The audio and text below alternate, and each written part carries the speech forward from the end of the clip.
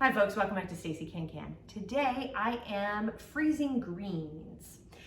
Why am I freezing greens? Well, I'm going to tell you in a second. Please hit like and subscribe below, as it does help while I go over all of this. But I am freezing, which I don't often do freezer types of food preservation because I don't have the freezer space for it. I have the side-by-side refrigerator freezer combo, and I have another smaller refrigerator in the garage that has a top refrigerator freezer spot there, but they're both pretty small. We're a family of 5. We needed the extra space, and we're lucky that I have the additional refrigerator in the garage. Didn't always have it. That's kind of a new in the last few years addition, but just freezing takes up room. And but when we're freezing greens like this, you get to put them in. We're using freezer bags for it, so it's a little easier to kind of like shove things in there and move it around. The greens I am using are I'm using some Swiss chard here. I'm using rainbow chard, and then I've got some spinach here. I've got some beets that I'm using, and then I've got this really great green. It starts with an M, and I cannot Molo something. I'm going to put it down below in the show notes. I cannot remember the name of this green, and they didn't even put it correctly. They call it a mustard green on my receipt there. These are greens that don't have the hard stem. Kale and like mustard greens have that hard ribbing that goes down the middle. You have to remove that when you're going to be preparing and freezing your greens. So just keep that in mind when you're collecting what greens you want to use. I like to use a mixture of greens. We eat them throughout the week. I always make up a batch of greens, and they're great to throw into soups and whatever, and fantastic for smoothies, and my kids love it in smoothies. So as far as measurements goes and how much you need about an average of, here's the breakdown: 28 pounds equals about 7 quarts. 18 pounds is 9 pints. A bushel weighs 18 pounds and yields about 3 to 9 quarts. It just depends on the type of green. An average, so it's about 4 pounds per quart. So just keep that in mind. And I'm saying quarts because we're using gallon freezer bags here, and there's 4 quarts in a gallon. However, we're not going to be using. The way we're doing this is kind of in a liquid measurement a little bit when you're talking about freezer bags. So we're gonna figure it out as we go on how much all of this will break down. So just keep that in mind. You can do different types of freezer bags. There's a variety of freezer paper that you can use, etc., to freeze your stuff. Although freezer paper I think is really good for meats, but you can also use freezer paper for greens as well. We're gonna need some additional tools. We're gonna need a colander. We gotta wash these very, very well. And so you need to wash them really well. Make sure you have all the grit and dirt out of them. Might need some tongs. I'm not sure on this yet, but we're gonna need something to get this out. I have a big pot here that's got with a blancher. This is what we're going to use to blanch. It looks sort of like it could be used as a fryer too if I wanted to. It's a variety of things, but I'm using it as a blancher at the moment. And I do have I have 2 racks in the bottom of this that pops it up for almost an inch, so I can nicely blanch with steam. We're going to steam blanch for this. And then I have a lid that doesn't quite fit, but I'm going to give it a whirl anyway. I do have another, you could use your own like little steamer that you have if you have one of these at home. This would be fine. The reason why I'm going to use this though, starting off, is because it's a little bit bigger and it'll hold more in the bottom. I also have another big container that I can fit this into, this rack into, because we're going to fill this full of cold water. Icy cold water, so when we take it done for blanching, we'll pop it into the ice cold water to cool it off and quickly, so it'll quit blanching. And then I also have another big pot that I'll just, once we pull it from the ice cold pot, then I'll put it in here just to kind of help let it drain and sort of shake it out, so before we stuff it into bags and stick it in the freezer. It's a pretty simple process, very, very simple, and that's pretty much it. So with all that, let's go ahead and get started. All right, first thing we're gonna do is I'm gonna cut off the ends here. and I'm doing it kind of at a weird angle. This is just kind of the grody part that I'm not going to use.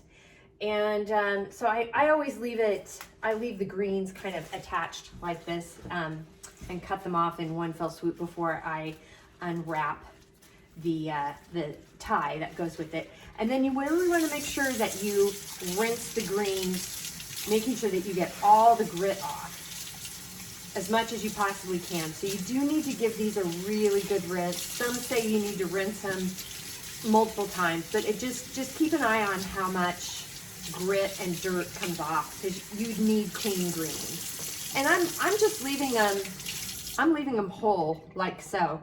And I'm just gonna blanch it like this, because that's how I like it. I like whole leaf as much as possible, because they shrink up so much when you freeze and blanch. The Swiss chard is one thing I'm definitely going to have to cut up a little bit. I don't even know if I'm going to cut it up. I might just tear it into pieces because this is really big. These are clearly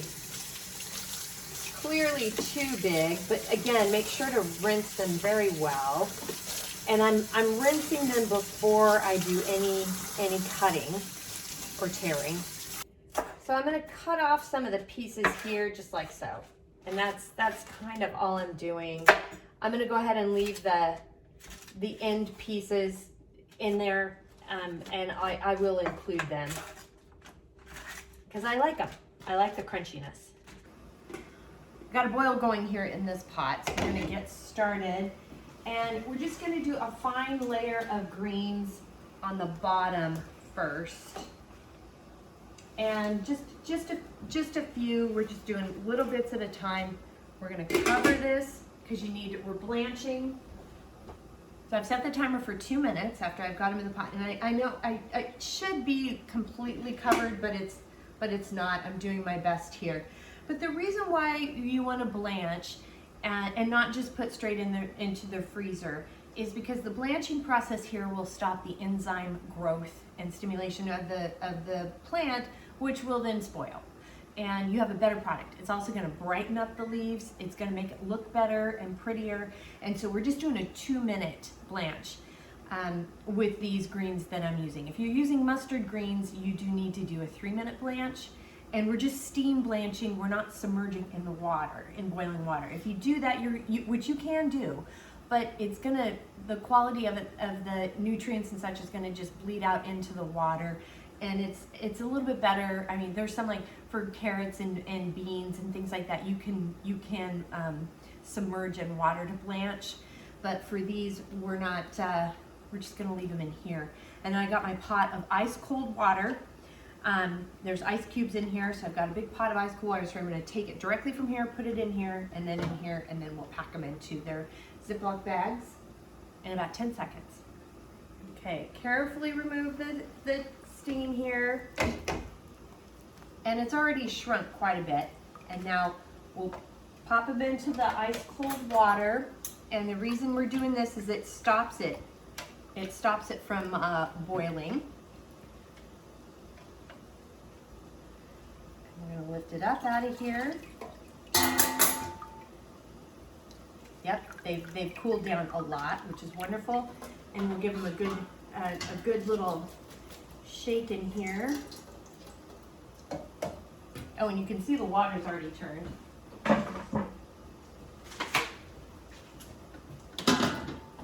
And I am going to go ahead and dump these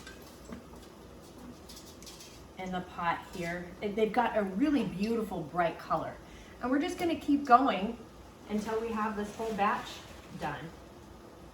So I had this whole tray full of the greens, and this is all of them.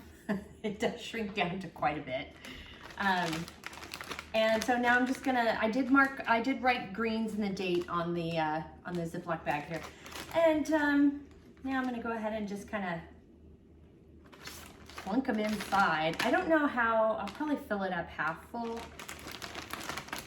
and just to kind of keep it. And I'm mixing the greens up a little bit too. And I am also kind of flattening them out a little bit. I'm going to seal the the one side here.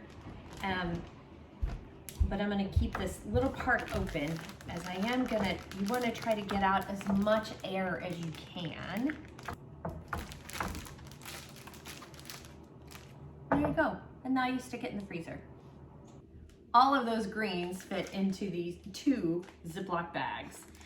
So keep that in mind if you wanna kind of like gauge by like handfuls as to how much of a serving it is, and then you can kind of give you an idea of how many servings fit into each Ziploc bag.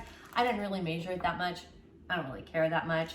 I'll just eat it as we go. But I will go ahead and lay these flat in the freezer so they get frozen kind of solid that way instead of rolled up or scrunched up. It'll just be easier once they're frozen, and then you can kind of shift them around a little bit more in the freezer. But that's it. That is how you blanch and freeze some greens. Very simple to do. So thank you for joining me today. The recipe is down below with some this National Center of Home Food Preservation recipes and information. There's a couple of links down there talking about blanching and freezing and such. So and different information on containers, freezable containers that you could do, because you can also freeze these in a jar if you want, in one of a mason jar. I'm choosing not to because it just takes up too much room, but this is a little bit easier to smush around in the freezer for me. So there's some information down there. While you're down there, please like and subscribe. That does help. And if you have any questions, comments, suggestions, feedback, concerns, by all means, please reach out to me. I'm on Facebook at Stacey Can Can. You can at me on Instagram and TikTok at Stacey Can Can. My website is www.staceycancan.com, and my email is info@staceycancan.com. I'm also on LinkedIn, Stacey Can Can. So thanks so much for joining me today, and until next time, happy canning.